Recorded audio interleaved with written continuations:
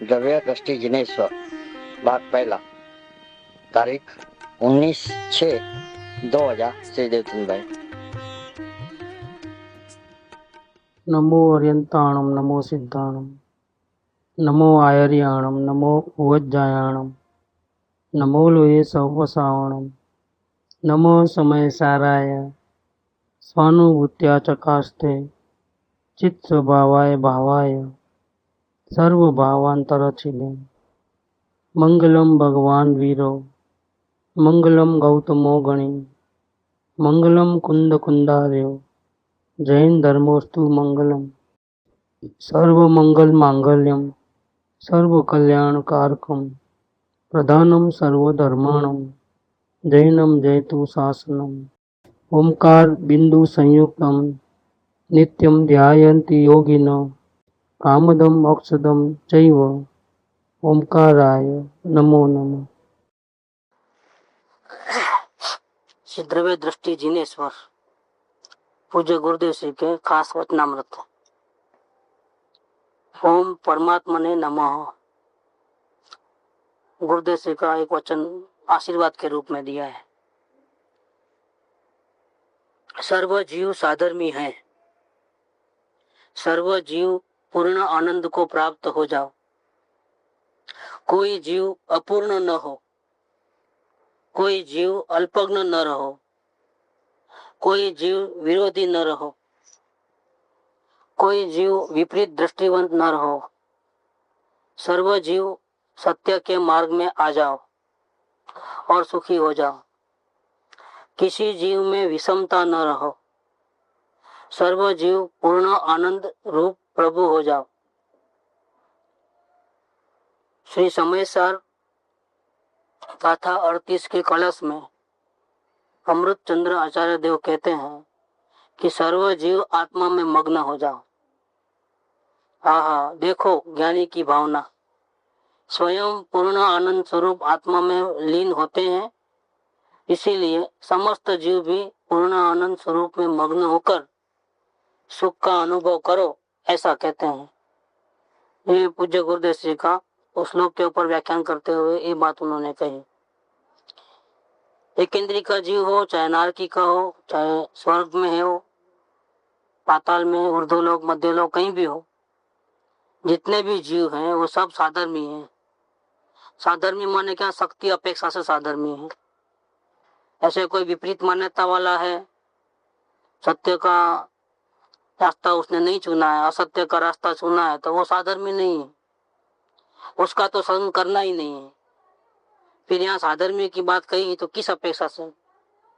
कि सर्व जीव का स्वभाव सिद्ध भगवान जैसा है, अवस्था में गड़बड़ है किसी जीव की, और किसी जीव जो पूर्ण परमात्मा आर्यन सिद्ध भगवान है, वो उनकी अवस्था संपूर्ण रूप से सुधर गई है। सम्यक दर्शन के बाद जो परमात्मा तक की यात्रा है वो साधक दशा है। इसमें जीव कोशिश करते रहता है दोषों के घटाने का, खत्म करने का और आत्मा में लीन होने का। तो इनका भी संग कर सकते हैं। या जो ज्ञानी होना चाहता है, सत्य समझना चाहता है, वो भी साधर्मी है, वो अवस्था की दृष्टि से। लेकिन जो अपना स्वयं का हित करना नहीं चाहता है, उसके बारे में सोचता नहीं है, संयोग के बारे में सोचता है, उसकी अवस्था में गड़बड़ है। वो ऐसी अवस्था वालों का संग नहीं करना है, उसकी सेवा चाकरी अनुमोदना नहीं करना है। वो भी जीव, ऐसा जीव भी वो शक्ति अपेक्षा से कैसा है? साधर्मी है। इसीलिए यहाँ अवस्था को नहीं देखते हैं। ज्ञानी पुरुष जब आशीर्वाद की बात करते हैं तो पापी हो चाहे पुण्यात्मा, वो नहीं देखते हैं, वो सभी को एक शरीर का आशीर्वाद देते हैं, क्योंकि सभी जीव शक्ति अपेक्षा से भगवान है, और अगर अवस्था में गड़बड़ है तो भी वो भगवान बन सकते हैं। अगर उसकी इच्छा है कि मुझे संपूर्ण निर्दोष बनना है, मुझे संपूर्ण शांति चाहिए, अगर ऐसी उसकी भावना है और ज्ञानी के वचन अनुसार पुरुषार्थ करे, तो वो जीव भी परमात्मा पद को पा सकता है। इसीलिए यहाँ कह दिया कि सर्व जीव साधर्मी है। लेकिन सबकी अवस्था एक सर की नहीं है। कोई जीव तो पूर्ण आनंद में है, जैसे आर्यन भगवान और सिद्ध भगवान। इनके नीचे के स्तर में जो ज्ञानी पुरुष है वो अपनी अपनी भूमिका अनुसार शांति में है। तो यहाँ कहते हैं सर्व जीव आनंद को प्राप्त हो, ऐसा नहीं, सर्व जीव पूर्ण आनंद को प्राप्त हो जा, अवस्था में जो अधूरापन है वो भी निकल जाए। कोई भी जीव अपूर्ण न हो। अपूर्ण कैसे कहते हैं कि स्वभाव तो पूर्ण है, अवस्था में गड़बड़ होने से वो अपूर्ण कहा जाता है, संसारी जीव कहा जाता है। यहाँ तक कि आर्यन भगवान को भी कैटेगरी में कौन सी रखा है, संसारी जीव की कैटेगरी में। उनको पूर्ण केवल ज्ञान है, पूर्ण आनंद है, इसके बावजूद आर्यन भगवान को संसारी कहा गया, सिद्ध नहीं कहा गया, क्योंकि अभी भी उनको अपूर्णता है। कौन सी अपूर्णता है? अभी उनको भी योग का कंपन है, नया बंधन नहीं होता है, लेकिन योग का कंपन होने से अस्थिरता में कमी है। वो उनके सुख में बाधा रूप नहीं है, लेकिन 4 आघाती कर्मों का अभी भी उनको संयोग, शरीर रहना पड़ता है, सिद्धालय में नहीं है। तो इसी प्रकार से आर्यन जीव को भी पूर्व कर्म भोगने पड़ रहे हैं। जैसे आयुष्य कर्म है वो भी भोगना पड़ रहा है, गोत्र कर्म, नाम कर्म, वेदनीय कर्म, ये सब भोगने पड़ते हैं। मतलब उनको कोई तकलीफ नहीं है, क्योंकि राग नहीं है, संपूर्ण वितराग, संपूर्ण ज्ञान है, लेकिन फिर भी वो अवस्था में अधूरापन है, पूर्णता तो नहीं है। तो कोई जीव अपूर्ण न हो, दूसरा कोई जीव अल्पज्ञ न रहो। गंधर आदि 4 ज्ञान के धारी है तो भी अल्पज्ञ है, सर्वज्ञ के ज्ञान के सामने उसका ज्ञान कैसा है? जो समुद्र में बिंदु मात्र है, उतना ही जानते हैं जितना सर्वज्ञ भगवान जानते हैं पूरी दुनिया को।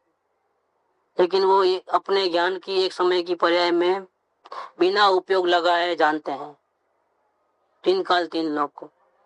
गंधर्व देव को 4 ज्ञान के धारी को उतना ही ज्ञान है, लेकिन बिना उपयोग नहीं जानते हैं, उपयोग लगा के जानते हैं और क्रम से जानते हैं। केवल ज्ञान में जो जानते हैं वो क्रम नहीं है कि पहले ये बाद में ये जानना, ऐसा नहीं है। वो तो और जानने जाते भी नहीं है, वो तो अपने आत्मा में ही लीन है, लेकिन अपने आप सारी दुनिया उनके ज्ञान में प्रकाशित हो जाती है, झलकती है। जैसे सूर्य वह आकाश में, लेकिन सारी पृथ्वी को प्रकाशित करता है, ऐसे भगवान जहाँ है वहाँ अपने आप में लीन है, लेकिन उनके ज्ञान की ताकत ऐसी है कि 3 काल 3 लोग सब उनके ज्ञान में अपने आप बिना क्रम के, बिना उपयोग लगाए जानने में आ जाते हैं।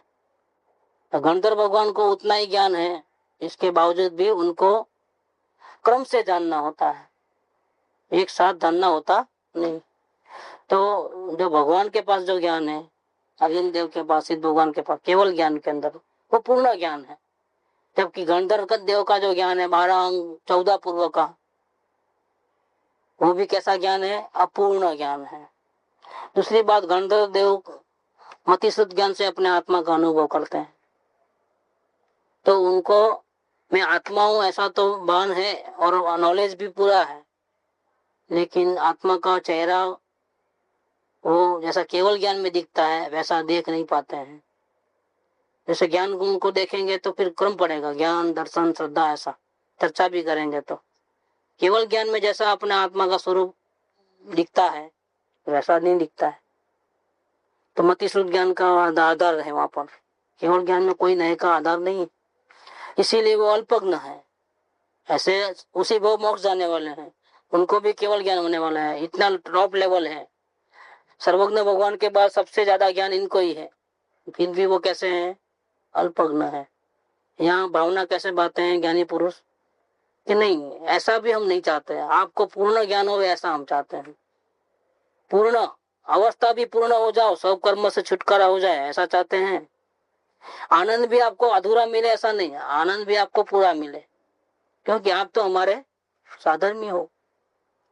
आप अवस्था से गड़बड़ करने वाले हो, लेकिन असल में द्रव्य दृष्टि से देखे तो सभी जीव समान है, कोई छोटा बड़ा नहीं है।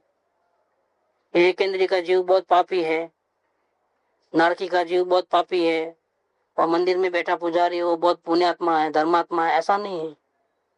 ये सब के सब अवस्था से अलग करके देखे तो सभी द्रव्य जो है परमात्मा स्वरूप है, इसीलिए सभी जीव असल में तो साधर्मी है कोई स्त्री पुरुष, छोटा बड़ा, बालक वृद्ध, ऐसा नहीं है, कोई भेद नहीं है। इसीलिए जब भावना बातें हैं तो ऐसा बातें हैं कि सर्व जीव पूर्ण आनंद को प्राप्त हो जाए। थोड़ा थोड़ा आनंद मिले ऐसा भी नहीं, पूरा आनंद मिले। और कोई जीव थोड़ा भी कर्म से लिपटा हुआ ना हो, थोड़ी भी अब अधूरास ना हो, पूर्ण हो जाओ, सिद्ध भगवान हो जाओ अवस्था में भी। और ज्ञान अगर होवे तो थोड़ा, आपको तो ज्यादा ध्यान नहीं है, हमको केवल ज्ञान और आपको चार ज्ञान, केवल ज्ञान नहीं, ऐसा नहीं चाहते हैं। ज्ञानी पुरुष आपको भी चाहते हैं कि आपको भी केवल ज्ञान हो जाए, आप भी अधूरा ज्ञान में न रहो। ये विशेषता है जैन धर्म की। एक सोगानी जी ने लिखा है कि अन्य धर्म में तो सब कुछ दे देवे तो भी थोड़ा बहुत तो बाकी रखे ही रखे, क्योंकि उनके गुरु जो है वो रागी हैं, वितराग नहीं है। और यहाँ के गुरु जो है उनको कुछ है, वो तो टोटल निष्प्रुह है, अति निष्प्रुह है। वो तो बात भी इसलिए करते हैं कि उनको करुणा आ गई तो बोल दिए हैं, बाकी उनको कोई जरूरत भी नहीं है समझाने की, कहने की जरूरत नहीं। कई मुनिराज कहते हैं कि योगिंद्र कहते हैं कि जिसको मैं समझाता हूँ वो स्वयं ज्ञान का भंडार है, तो उसको मैं क्या समझाऊं। और जिसको मैं देखता हूँ वो तो जड़ है शरीर, उसमें तो कोई समझने की ताकत नहीं है, तो उसको क्या बोलूं मैं। इसीलिए मैं मौन हो जाता हूँ, अभी मुझे समझाने का विकल्प भी नहीं है, क्योंकि जो समझना चाहता है वो ज्ञान का भंडार है, और जो समझ नहीं सकता है उसको समझाने से क्या मतलब है। इसीलिए मैं मौन हो जाता। समझाने का भी विशेष करुणा हो तो ही सहज रूप से समझाने का होता है, बाकी समझाने का भी नहीं होता है। तो कोई जीव अल्पज्ञ भी न रहो और कोई जीव विरोधी न रहो, सभी इस मार्ग के आराधक बन जाए, क्योंकि विरोधी होंगे तो निगोद में चले जाएंगे, तो दुखी हो जाएंगे। एक अंश मात्रा भी अगर विराधना की कहीं भी सत्य की तो क्या फल मिलेगा। जिसकी विराधना की है वो कोई संसार में वापस नहीं आ जाएंगे। जैसे सिद्ध भगवान को हम गाली देंगे तो क्या होगा, तो सिद्ध भगवान को नुकसान होने वाला है, वो वापिस संसार में आ जाएंगे, ऐसा तो होने वाला नहीं। लेकिन थोड़ा भी अगर वो कसर रखे मान सम्मान में, थोड़ी भी उनकी विराधना की तो नुकसान किसको है, स्वयं को नुकसान है। अगर सिद्ध भगवान का या एक भी ज्ञानी का अपमान, अभिनय, अभक्ति, असाधना जानने में हो या अनजाने में हो, किसी भी आराधक जीव की ऐसी विराधना हो जाए तो उसका फल क्या मिलता है, उसका एकेंद्री में जाना पड़ता है वापिस। मुक्ति तो मिलने वाली नहीं। एक भी ज्ञानी की विराधना जानने में की या अनजाने में की, इसका फल क्या है, मुक्ति तो संभव नहीं है। अब अगर ज्ञान भी होगा तो भी गिर जाएगा। जैसे वो उसका हुआ था ना, नाम क्या, शुभम चक्रवर्ती का, वो बहुत बलशाली था, वो उसको तो जीत नहीं सकते, देव भी नहीं जीत सकते।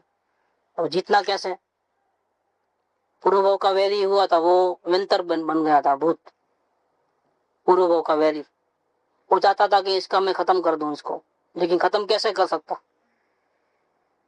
भले वो देव था, ये मनुष्य थे, लेकिन इसका बल ज्यादा था, पुण्य ज्यादा था, चक्रवर्ती पद था, उसको खत्म नहीं किया जा सकता था। तो उसने क्या किया, माया कपट किया। ऐसा एक फल लेके आया, वो जाकर के उसको गिफ्ट में दिया। महाराज ये हमारे गांव में होता है, मेरे घर के बगीचे में होता है, ये कोई अलौकिक फल है, आप खाओ, आपको बहुत मजा आएगी, आप दोबारा में मांगेंगे मेरे से, इतना सुंदर फल है, आपको बहुत प्रसन्नता होगी करके वो चक्रवर्ती को भेंट देता है। तो वो खाता है तो बहुत उसको पसंद आ गया, टेस्ट बहुत अच्छा लगा, तो मुझे और चाहिए। तुम्हारा सब एक विनंती है आपको कि आप मेरे कुटिया को पावन कीजिए, आपके पावन चरणों से आप मेरे घर पधारिए, जितना होना पूरा झाड़ होना तो लेके जाइए उठा के, मैं मना नहीं करता हूँ, लेकिन मेरी एक विनती है कि मेरा घर पावन करे। अच्छा चलता हूँ मैं, लेके गए उधर समुन्द्र के बीच उसका एक उसने घर बनाया था आर्टिफिशियल, वहां ले गया वो। वहां जाकर के उसने अपना रूप प्रकट किया, क्योंकि अब तो उसके पास कोई हथियार वगैरह नहीं था, अब मारम तोड़ी पे आ गया, अब तुझे कोई बचा नहीं सकेगा करके बोला। तो बोला कि नहीं मुझे छोड़ दो करके। तो ठीक है मैं छोड़ देता हूँ तुमको, लेकिन एक काम करो तुम, ये समुद्र के पानी के ऊपर नमस्कार मंत्र लिखो, लिख करके अपने पैर से उसको पहुंच डालो, इतना काम करो तुम। और जान बचाने के लिए उसने क्या किया, चलो अब ऐसा तो भी करें, नहीं तो इससे बच नहीं सकेंगे करके पानी पे ऐसा लिखा, पानी से जमीन के ऊपर नमस्कार मंत्र, और पैर से उसको पहुंचाया। पहुंचते ही जो उसका पुण्य था खत्म हुआ। कैसा खत्म हुआ, अभी भी अगर ऐसा नहीं करता, लड़ाई करता, तो यही जीत जाता, डर गया था। लेकिन अब किसकी जीत होगी, अब विराधना हो गई ना, इसका बल पूरा चलेगा। और शुभम चक्रवर्ती का पूरा पुण्य खत्म हो गया एक नमस्कार मंत्र को पैर से पहुंचने के कारण। बस अब वो हावी हो गया, उसकी शक्ति काम करने लगी, क्योंकि उसकी शक्ति जैन धर्म के आराधक के ऊपर काम नहीं करने वाली थी। अब तक वो आराधना करने वाला था, अब भय के मारे उसने क्या किया, भय के मारे विराधना की, खत्म। उसका जो पुण्य बल था वो खत्म हो गया, उसको मार डालता है, वो 7वीं नरक में जाता है।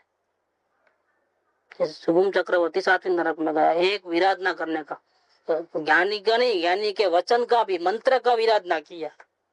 ज्ञानी का विराधना करना तो बहुत बड़ी बात है, ये तो उनकी कही हुई वाणी, उनका जो दिया हुआ मंत्र, उसका एक वचन को भी अगर उसने विराधना किया तो क्या होगा, भय के मारे किया, अपनी जान बचाने के लिए किया। कोई ऐसे ही कोई इरादा नहीं था, फिर भी ऐसा करने से क्या हो गया, पूरे संयोग विपरीत हो गए। ये विराधना का फल है। इसीलिए ज्ञानी पुरुष ऐसी भावना पाते हैं कि सर्व जीव मेरे साधर्मी है और कोई जीव विरोधी न हो जाए, क्योंकि विरोधी होगा तो ये फल मिलेगा, दुर्गति मिलेगी। कोई जाने अनजाने में भी किसी भी ज्ञानी की आराधना करने वाले जीव की आराधना विराधना न करे, अंश में भी न करे, थोड़ा भी विरोध न रखे, वो कहे वो सब मान्य करे, और रात को 12 बजे भी कहे कि दिन का उजाला है तो यस कर देना चाहिए, उसमें रहस्य होता है। और उटपटांग बात में भी कोई उसमें रहस्य होता है। तो कृपादेव ने जो 143 में जो बात कही है कि इनका कहा हुआ सर्व मान्य करना, योग्यता के जो 5 मंत्र दिए कृपादेव ने, उसमें आखिरी मंत्र किसी एक सत्पुरुष को खोजो और उसका कहा गया सर्व कुछ मान्य करना, शंका कुशंका डाउट कुछ भी नहीं, जो बोले वो, तो ये आपको योग्यता प्रकट हो जाएगी, आप भी ज्ञानी बन पाओगे, नहीं तो ज्ञानी नहीं बन पाओगे। ये बात बताई। तो यहाँ पर भी ये बात कहते हैं कि कोई जीव विरोधी न हो, तो तत्वों का, वस्तु के स्वभाव का जो प्रतिपादन ज्ञानी की वाणी में आता है, तो उनकी वाणी का भी विरोध न हो, उनका स्वयं का भी कोई विरोध न हो, श्री भगवान से लेकर के समय दृष्टि सबके सब जीवों किसी के विरोध न हो। वाणी के मतलब करेगा वो, उतना उसको फायदा है। जैसे विराधना करने का उसको ही नुकसान है, ऐसे आराधना करने का भी किसको फायदा है, ऑपोजिट है। विराधना किए तो खुद को नुकसान, और आराधना की तो खुद को फायदा। ये स्वयं कितना भी मेहनत करके निर्विकल्प होने की ट्राई करे, क्या आत्मा को पाने की ट्राई करे, नहीं हो सकता है। कमी किस बात की रह गई, आत्म भावना तो पूरी है और अवलोकन तो पूरा करता है, जागृति तो पूरी है, फिर अब कमी किस बात की रह गई। अब विचार तो विकल्प तो कोई आते नहीं है संसार के, बैठते ही बिल्कुल विचार शून्य हो जाता है, किसी पे राग नहीं, किसी पे द्वेष नहीं, ऐसी स्थिति हो गई। लेकिन फिर भी अपने स्वरूप का तो अनुभव निर्विकल्प हुआ, लेकिन निर्विकल्प स्वानुभूति नहीं हुई। देखो, निर्विकल्प और निर्विकल्प स्वानुभूति दोनों में फर्क है। निर्विकल्प तो चित्त शून्य हो गया, चित्त में कोई विकार नहीं रहा, ऐसा बन गया, सोचना जैसे बिल्कुल बंद हो गया, ऐसा बन गया कोई ना कोई साधना से। लेकिन ये नहीं हुआ, क्या स्वानुभूति नहीं हुई, सम्यक दर्शन की शुरुआत नहीं हुई। क्यों कि सम्यक दर्शन का विषय तो त्रिकाली ध्रुव परमेश्वर है स्वयं, वो कोई मंत्र तंत्र नहीं है, कोई आराधना, अन्य की आराधना नहीं है, देवगुरु शास्त्र नहीं है उसका। इसके स्वरूप में स्वरूप अस्तित्व है, स्वयं कौन है उसका पता लगे तो ही सम्य दर्शन होवे, नहीं तो नहीं। खोज पिंड ब्रह्मांड का पत्ता तो लग जाए, यही ब्रह्मांडी वासना जब चाहे तब होए, तब शांति मिले। तब तक इच्छाओं का नाश नहीं होता है संपूर्ण रूप से, क्योंकि अभी जो निर्विकल्प अवस्था हुई वो अच्छी लगने लगी, इसको कोई डिस्टर्ब कर तो बुरा लगने लगा। तो यहाँ एक प्रॉब्लम आ गया, यहाँ भी राग द्वेष चालू है। ऐसी शून्य अवस्था अच्छी लगती है और ऐसा गड़बड़ विकल्प वाली अवस्था वो अच्छी नहीं लगती। यहाँ भी चालू है राग, वितरागता नहीं है अभी भी। वितरागी जो मूल स्वभाव है, इसके अवलंबन से, इसकी दृष्टि के बिना परिणति के अंदर सम्यक दर्शन आदि धर्म की शुरुआत और वितरागता कभी उत्पन्न होती नहीं है। तो ये प्रॉब्लम तो यहाँ पर भी रह गया। तो स्वानुभूति निर्विकल्प नहीं हुई, निर्विकल्पता आई लेकिन स्वानुभूति नहीं। जेने आत्मा जाने तेने सर्व जाने, पण जेने आत्मा ज न जाने तो एनु चित्त, इसका चित्त बिल्कुल राग द्वेष रहित हो गया समझ लो, तो भी वो टिक नहीं सकेगा ऐसी अवस्था में। वापिस वो रागी द्वेषी क्रोधी मानी मोही हो ही जाएगा। एक कसाय मंद ऐसा तो अनंत बार किया है इस जीव ने, अभाव नहीं किया है। कभी मोह के कारण मोह दब जाता है तो ऐसा लगता है कि शायद मोह नहीं है हमारा, लेकिन ऐसा नहीं है, मोह दब गया है। इसलिए ज्ञान दशा के बाद भी जीव निरंतर पुरुषार्थ करता है अपने स्वरूप को पाने का। क्यों? क्या हो सकता है उपसम समय दर्शन हो, तो उपसम समय दर्शन हो, और जब तक सहायक समय दर्शन न हो, क्योंकि इस काल में सहायक होता ही नहीं, जब तक खतरा है कि ज्ञान हुआ है वो भी वापिस मिट सकता है। सहायक समय दर्शन हो गया तो सेफ। इसके पहले उपसम हो, शिवसम हो, तो मोह खत्म नहीं हुआ है, मोह दबा हुआ है, दबा हुआ है और अभी हैरान नहीं करता। इसका मतलब ये नहीं है कि वो हैरान नहीं कर सकता है। जैसे क्रॉनिक रोग होता है, एक एक्यूट रहता है, तो क्रॉनिक के कारण से दब गया है, दवा लेते हैं तो इतना हैरान परेशान नहीं होते हैं। जब एक्यूट होता है तब हैरान परेशान होते हैं। तो रोग कुछ गया नहीं है अंदर में, अभी हैरान गति नहीं है, शांति से बैठे हैं अंदर में। रोग के कण अंदर में है, लेकिन अभी कोई इतना सर्दी जोखम बुखार अशक्ति ऐसा कुछ नहीं लगता है।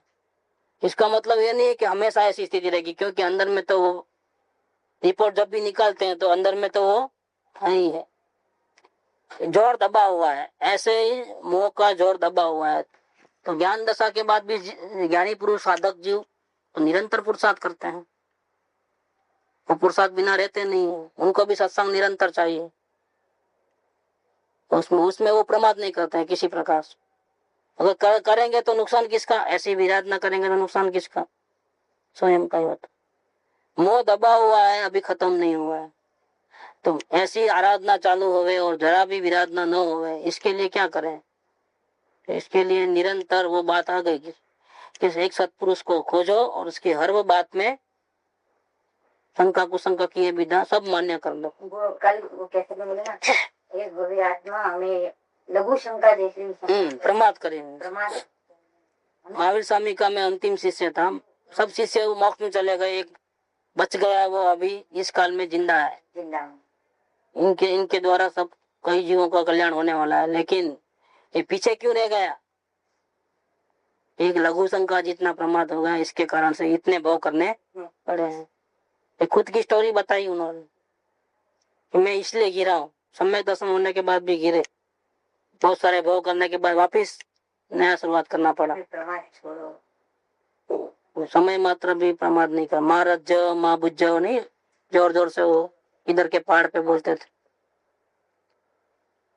तो यहाँ चाहते हैं कि विराधना नहीं होवे, इसके लिए क्या करना कि सत्पुरुष की शरण जैसा कोई औषध नहीं है। अवलोकन भी थक जावे, राग द्वेष खत्म हो जाए, लेकिन आत्मा की अनुभूति प्राप्त नहीं होवे तो क्या करें? अब कहाँ जावे? आगे रास्ता मिलता नहीं और पीछे देखे तो पूरी खाई है।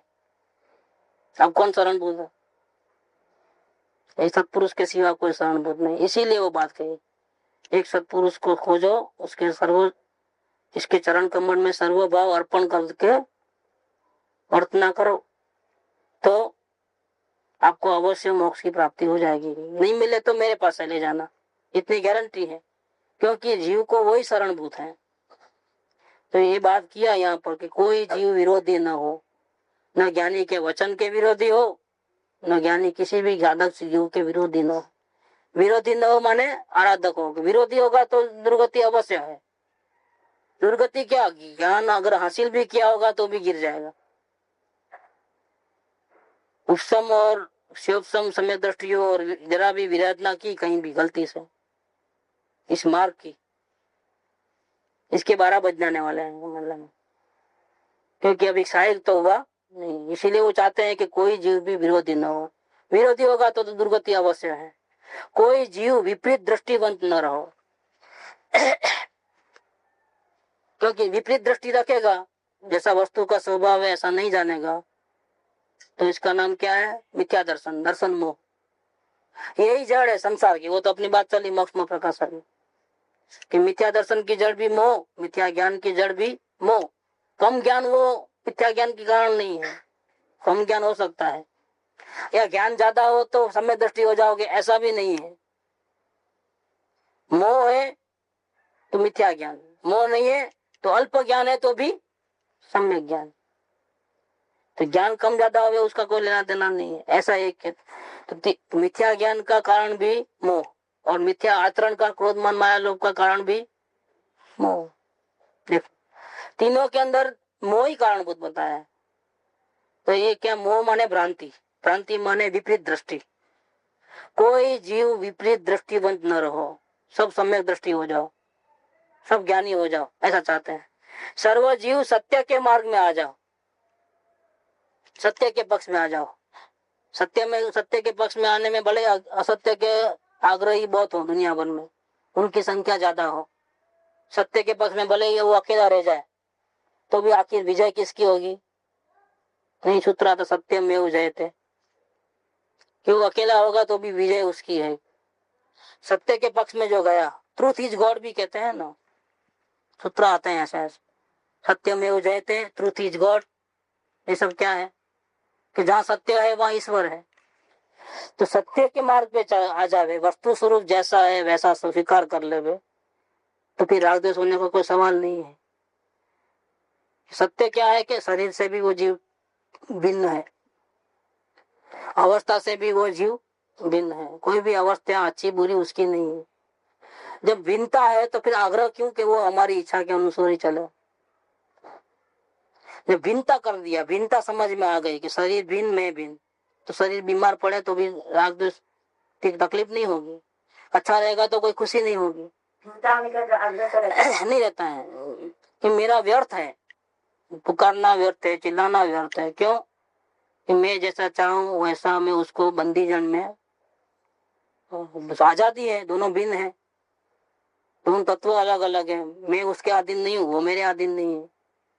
चिल्लाना व्यर्थ है, उठापटक करना व्यर्थ है, हेरा फेरी करना व्यर्थ है, राग द्वेष करना व्यर्थ है। वस्तु का स्वरूप समझेगा, भिन्नत्व तो समझेगा, तो फिर राग द्वेष कहाँ रहते हैं? राग द्वेष नहीं रहेंगे तो वितरागता रहेगी, तो फिर वितरागता के साथ तो शांति जुड़ी हुई है, राग द्वेष के साथ अशांति जुड़ी हुई है। सीधा साधा हिसाब किताब है। अपने घर से बाहर निकले और थोड़ा भी हेरा फेरी की मौत आ गई समझ लेंगे, क्योंकि वो तकलीफ होने ही वाली है, नियम से तकलीफ होने वाली है। तो यहाँ कहते हैं कि सर्व जीव सत्य के मार्ग में आ जाओ। इस संसार में कौन रहेगा उसकी चिंता ज्ञानी पुरुष नहीं करते हैं कि सभी लोग भगवान बन जाएंगे तो फिर नीचे कौन रहेगा संसार में? कि चार गति का क्या मतलब होगा? संसार में कोई रहेगा ही नहीं तो फिर कैसा? ऐसी चिंता वो लोग नहीं करते हैं। पूछा था गुरुदेव को एक सवाल, आप जो मार्ग कहते हो, अगर सभी इस मार्ग पे चलने लगे तो फिर पीछे रहेगा कौन संसार में? ऐसा ही प्रश्न किया था। तो बोले कि गरीब होते हैं तो वो ऐसा नहीं सोचते हैं कि सब गरीब करोड़पति हो जाएंगे तो झाड़ू निकालने वाला मिलेगा कि नहीं मिलेगा। वो कोई सोचता है कि मैं करोड़पति हो गया, ऐसे नौकर चाकर भी सब करोड़पति हो गए, सब जितने भी लोग करोड़पति हो गए, तो झाड़ू कौन निकालेगा? इसीलिए जान दो, अब ऐसी कोई भावना पाएगा कि करोड़पति नहीं बनना है अगर, तो ऐसी भावना नहीं बात है। इसी प्रकार से यहाँ ज्ञानी पुरुष भी ऐसी भावना नहीं बातें हैं कि सब लोग आ जाएंगे तो फिर पूरा खाली हो जाएगा, नीचे वहां बढ़ती हो जाएगी, बहुत को क्राउड हो जाएगा। ऐसा नहीं, वो तो सबको निमंत्रण है। सर्व जीव सत्य के मार्ग में आ जाओ, सब सिद्धालय में चलो, ऐसा बुलाते हैं। क्योंकि 6 महीने और 8 समय में 608 जीव ही मोक्ष जाते हैं, उतने ही निगोद में से निकलते हैं। बाकी कोई पाने वाला नहीं है कुछ, सबके सब बहाना। सब ज्ञानी की बात पूरी की पूरी मान ले तो अभी कभी सब सिद्ध भगवान बन जाए, ऐसा तो कोई होता नहीं है, ऐसी कोई बात। लेकिन भावना ऐसी रहती है कि सर्व जीव सत्य के मार्ग में आ जाओ, सबका कल्याण हो, सब लोग सुखी हो जाओ, कोई अंश मात्र भी दुखी न रह जाए। कृपा देना तो बहुत बड़ी बात कही है कि नहीं? मिल गया तो अच्छा है। 530 नंबर में शायद है, 530 नहीं है, दूसरा है। उसमें वैसी बात की है कि ये दुख अंश मात्र भी मिटता हो कहीं भी, कारण के कारण का भी नाश हो जाओ। ये दुख होता है, उसका कारण होता है, उसका भी कारण रहता है। जैसे समझो हम राग द्वेष करते हैं तो दुखी होते हैं, तो राग द्वेष होने का कारण क्या है? मोह। फिर मोह का कारण क्या है? ये जीव को छूटने की भावना नहीं है। तो छूटने की भावना है, फिर भी अभी कारण कौन सा रह गया? ये सत्पुरुष नहीं मिलते, उनकी वाणी नहीं मिलती, सत्संग नहीं मिलता है। तो ये दुख का जो बीज है उसका भी नाश हो जाओ, ऐसा लिखा है उन्होंने। सत्पुरुषों का सनातन संप्रदाय ऐसा होता है, ऐसा करके बात ली है। सत्पुरुषों का संप्रदाय अलग रहता है, उनका एक वर्ग रहता है सत्पुरुषों का। आत्मज्ञानी हो गया वहां से लेकर के वो चालू होता है। तो वो ऐसा चाहते हैं कि सभी जीव अभी का अभी जल्दी से जल्दी अपने स्वरूप को प्राप्त कर ले। 530 तो नहीं हो तो कृपा 430 देखे। सत्पुरुषों का सनातन संप्रदाय, हाँ है ना, ये 430। कोई भी जीव परमार्थ को मात्र अंश रूप से भी प्राप्त होने के कारणों को प्राप्त हो जाए, शुरुआत भी होवे, मोह छूटने की शुरुआत भी होवे, ऐसा भले एकदम परमात्मा न बने लेकिन शुरुआत भी होवे अंश में भी, और सही रास्ता मिल जाए उसका भी। वो तो रास्ता तो ठीक, रास्ते का कारण सत्पुरुष का योग मिल जाए, छूटने की भावना हो जाए, ऐसा। तो कोई भी जीव, मतलब अभी इसमें कोई भेदभाव नहीं है कि पापी जीव को नहीं, अजैन को नहीं, क्या ऐसा नहीं। तो सभी जीव, स्त्री पुरुष कोई भी हो, दुश्मन भी हो जाए, कोई भी जीव परमार्थ को मात्र अंश रूप से भी प्राप्त होने के कारणों को भी प्राप्त हो जाए, ऐसा निष्कारण करुणाशील ऋषभ आदि तीर्थंकरों ने भी किया है। क्योंकि ऐसे भगवान पूर्ण वितराग ने भी ऐसी भावना भाई है, उनकी वाणी में भी ऐसा तत्व आया है। उनकी जो वाणी खिल रही है वो बिना इच्छा के, वो उसके पीछे रहस्य क्या है, भावना क्या है उनकी? तो सभी जीव पालो, मार्ग को पालो, इसलिए निवेदन खिलती है। तो ऋषभादि तीर्थंकरों ने भी ऐसा कार्य किया है, क्योंकि सत्पुरुषों के संप्रदाय की ऐसी सनातन करुणा अवस्था होती है। अगर आप सत्पुरुष हो तो फिर आपको अनुकंपा होगी होगी और होगी, दूसरे आधर्मी जीवों की अनुकंपा आपको जरूर होगी। जितनी आपकी अंदर की स्थिति वर्तमान होगी उतनी उतनी करुणा ज्यादा होगी, और फिर वो करुणा जब उछलेगी, जब तो 1 घंटे का लेक्चर देने की जरूरत नहीं है। आप एक वचन बोलोगे तो भी सामने वाले के हृदय में उतर जाएगा। करुणा बढ़ती है तो एक तो बोलना कम होता है, और इतना ही बोलना होता है जितना जरूरी होता है। तो वचन कम हो गए, टाइम कम हो गया, लेकिन एक वचन का इतना असर गिरता है, क्योंकि खुद साधना में है, सामने वाले के हृदय में उतर जाता है। असल में वो अंदर की साधना बढ़ती है तो सामने वो भी ख्याल में आ जाता है कि ये जीव योग्य है कि नहीं है। क्योंकि अपने ज्ञान की निर्मलता बढ़ी, सामने वाले को कब कितना बोलना, कब बोलना, कैसे बोलना, उसकी कितना योग्यता है, कितना पचा सकता है, सब बातों का उनको अंदाजा रहता है। खुद की निर्मलता बढ़ गई, इसलिए व्यर्थ का बकवास नहीं है। फिर जरूरी है उतना राइट टाइम पे उस चीज को योग्यता वाले जीव को दे दिया, तो 1 घंटे के प्रवचन की जरूरत नहीं है, वो एक शब्द से भी उसका कल्याण हो जाता है। तो क्योंकि सत्पुरुषों के संप्रदाय की ऐसी सनातन करुणा अवस्था होती है, सनातन, हमेशा ये ज्ञानी पुरुषों ने जगत के ऊपर उपकार किया ही है, कोई ना कोई। वर्तमान में जहाँ जहाँ धर्म है, जहाँ जहाँ आराधना होती है, वहाँ वहाँ किसी न किसी ज्ञानी का तो आशीर्वाद रहता है, तो ही होता है। बिना ज्ञानी होवे और सिर्फ भावना होवे छूटने की और हमारा कल्याण हो जाए, ऐसा बन ही नहीं सकता है। छूटने की भावना तो संसार में सभी को है, सभी को सुखी होना है, तो क्यों नहीं होते हैं सुखी? क्योंकि ज्ञानी के बिना रास्ता कौन बतावे सच्चा। इसलिए वो आगे 249 में भी आया है ये बात कि ज्ञानी को साक्षात मोक्ष की मूर्ति कही। और एक कहा इधर, प्राय सत्पुरुष के दर्शन और योग की इस काल में अप्राप्ति दिखाई देती है। जब ऐसा है तब सद्धर्म रूप समाधि मुमुक्षु पुरुष को कहां से प्राप्त हो? और फिर कुछ काल व्यतीत हो जाए और सत्पुरुष न मिले, हमको छूटने की भावना है लेकिन सत्पुरुष नहीं है। जब ऐसी समाधि प्राप्त नहीं होती है तब मुमुक्षुता भी कैसे टिकेगी? वो भी आई और चले जाएगी। मुमुक्षुता टिकती है, उसमें भी सत्पुरुष का कारण है। इसीलिए महापुरुषों ने और उनके आधार पर हमने ऐसा दृढ़ निश्चय किया है कि जीव के लिए सत्संग यही मोक्ष का परम साधन है, सत्पुरुष का योग। और यहाँ पर सत्पुरुष की बात कहते हैं कि सत्पुरुष की निरंतर सनातन ऐसी करुणा अवस्था होती है कि समय मात्र के अनअवकाश से, मतलब थोड़ा भी गैप न पड़े, जल्दी अभी होता है तो अभी, समय मात्र के अनअवकाश से समूचा लोग नहीं, पापी लोग, नरक के जीव नहीं, और जो धर्मात्मा है, जो हमकी पूजा करते हैं, हमारी आराधना करते हैं, वही लोग, ऐसा नहीं।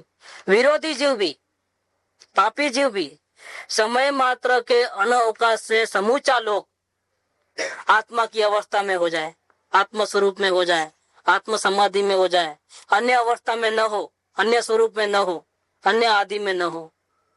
जिस ज्ञान से स्वात्मस्थ परिणाम होता है वह ज्ञान सर्व जीवों को प्रकट हो जाओ, अनअवकाश रूप से सर्व जीव उस ज्ञान में रुचि युक्त हो जाओ। ऐसा ही जिसका करुणाशील सहज स्वभाव है। ऐसी करुणा क्यों? क्या उनको नहीं मालूम है कि एक द्रव्य दूसरे द्रव्य का कुछ नहीं कर सकता है? फिर ज्ञानियों को ऐसी करुणा करने की, बकबक करने की क्या जरूरत? नहीं भैया, ज्ञान दशा हुई है तो उनका स्वभाव भी सहज रूप से ऐसा ही है, सहज स्वभाव है। वो करुणा उनमें से निकाली नहीं जा सकती है, वो भी एक योग्यता रूप धर्म है उनका। उनके साधक दशा का ये एक सिंबल है कि आप ज्ञानी हो और आपको बिल्कुल दूसरे जीव के ऊपर करुणा नहीं आती है, तो फिर आप में जरूर कोई कमी है। करुणा तो होती ही है अंदर में, फिर उसकी ट्रीटमेंट अलग प्रकार से होती है। कोई रिस्पॉन्स दे करके देता है तो भी ट्रीटमेंट है, वो भी। कोई रिस्पॉन्स नहीं देवे तो भी ट्रीटमेंट है, क्योंकि ट्रीटमेंट में विविधता है। करुणा ट्रीटमेंट में विविधता होने पर भी, जैसे माँ बच्चे को थप्पड़ मारे, उसमें भी वो क्या चाहती है, उसका बुरा हो जाए ऐसा। अब वो ट्रीटमेंट तो अलग प्रकार, समझाने वाली ट्रीटमेंट नहीं है वो कि बेटा तुम ऐसा मत करो, ऐसा मत करो, वो बात नहीं है। तो थप्पड़ ही मार दी है। जब उसका कल्याण करना था तो उसको शांति से समझाना था, काहे को मारा? तो नहीं मारा तो भी वो ट्रीटमेंट है, एक ट्रीटमेंट का एक अवस्था है। मारा इसलिए उसका कल्याण करने की भावना नहीं है, ऐसा नहीं कर सकते। ट्रीटमेंट के दो रूप होने पर भी भावना कैसी रहती है ज्ञानी पुरुषों की, कि सहज करुणाशील उनका स्वभाव है। ऐसा सनातन संप्रदाय सत्पुरुषों का है। ज्ञानी पुरुषों का एक अलग से है, दुनिया में ऐसी जोड़ नहीं मिलेगी। जो ज्ञानी पुरुष का जो हृदय है वैसा हृदय अज्ञानी पुरुष का नहीं होता है। वो उसमें स्वार्थ है, क्योंकि उसको भ्रांति है ना, बाहर से सुख आता है। बाहर से सुख आता है तो वो आपसे प्रेम भी करेगा, पूजा भी करेगा, तो भी बिना स्वार्थ के नहीं करेगा। और झुकेगा तो भी उसका पीछे कोई ना कोई रहस्य होगा ही, तभी झुकेगा। ज्ञानी पुरुष का ऐसा कोई स्वार्थ नहीं है संसार में, उनका सहज ही ऐसा स्वभाव है। तो उनका जो हृदय है, ऐसा हृदय अज्ञानी जीवों का नहीं हो सकता है। उनका संप्रदाय ही कोई अलग है, सनातन संप्रदाय सत्पुरुषों का है। बस यही भावना यहाँ पर गुरुदेव ने व्यक्त की कि सर्व जीव सत्य के मार्ग में आ जाओ और सुखी हो जाओ। किसी जीव में विषमता न रहो।